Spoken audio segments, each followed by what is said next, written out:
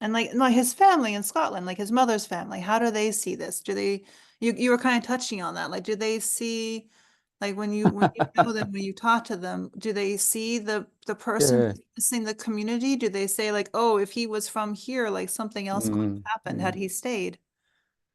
Well, the house I was in last week, literally just across the road, or short distance across the road from where I lived, where they had the photograph of Donald Trump, amongst many other family-related photographs.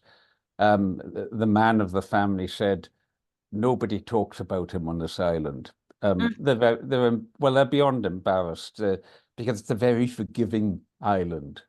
mm, Um, mm. you know, you wouldn't find any hatred of Trump, but you would find just not talking about it. Um, not talking about it. I mean, It makes it he quite does not unusual. represent island values. So Yeah. though he has this capacity to connect. Hmm. I know some that makes that island quite unusual. I know some groups in India who actually have entire like miniature temples demonstrated to devoted to Trump. So he's also reached the level of deity in some people's practices. Well, he's an archetype, he's a psychodynamic principle Mhm. that speaks to people who've got that shape within them. How do you name that particular archetype? He's a self-made man. He's rugged independence that says kind of fuck you, get out of my way, here I come. Mm, He's that kind of Wild West mm, motif in the modern age.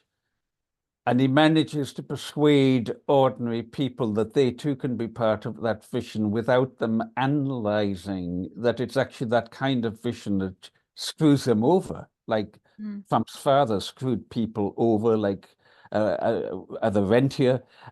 Trump himself did the same with the university he set up and so many other business ventures where he hasn't paid his bills and so on. mhm, It's a trickster. It's a con man, um, all of that kind of motif. mm, But what the allure of it is, it's the allure of gold. It's the mm, allure of materialism that you too can have this if you're like me, and that I will help you to get this.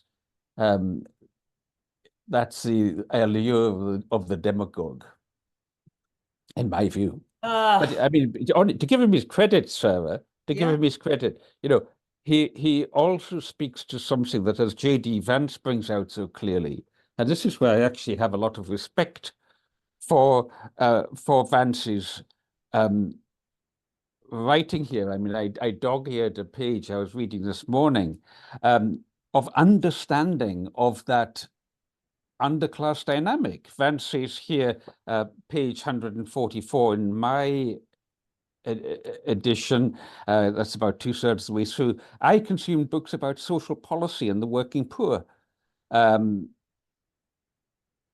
Although I didn't fully understand these books at the time, as millions, and he talks about millions of people migrating to factory jobs and then the factories closing down, and then those remaining folks were the truly disadvantaged, unable to find good jobs on their own, and surrounded by communities that offered little by the way of connections or social support, because the most dynamic of their people left the communities, leaving behind dead-end situations. In other words, the fabric of the community, the basket of the community becomes unraveled. And that's what made Hillbilly Elegy a bestseller, that it understands that dynamic that many middle-class people, many academic type people, many perhaps more Democrat voting people have not taken it on themselves to try and understand. Mhm, mhm.